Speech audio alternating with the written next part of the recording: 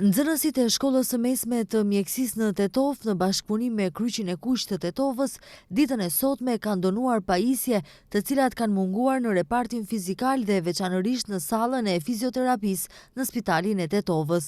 Gjulten Abduli, profesoresh në shkollën e mesme të mjekësisë, deklaroi se nxënësit kanë mbledhur mjete financiare për t'ju ardhur në ndihmë veçanërisht fëmijëve me skolioz dhe atyre që vuajnë nga deformitetet e ndryshme të shtyllës kurrizore. Në kuadër të Kryqit të Kuq të komunës së Tetovës, edhe në kuadër të Kryqit të Kuq të Republikës së Maqedonisë së Veriut, nxënësit janë nxënës të shkollës së mesme medicinës dhe njëkohësisht janë edhe vullnetar të Kryqit të Kuq, të cilët punojnë në projektin për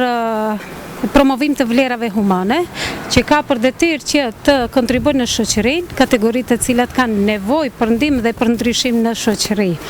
Nxënësit për këtë projekt kanë punuar gati 3 muaj gati, nëpërmjet aktiviteteve, është një projekt me buxhet të vogël,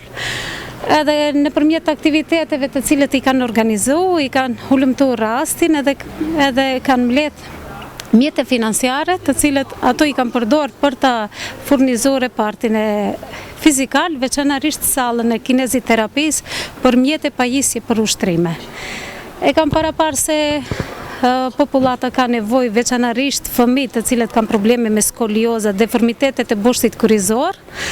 edhe që të mos ketë në të ardhmen mbulizën mes të rinjve në shoqëri, që të ndihmojnë këtë kategori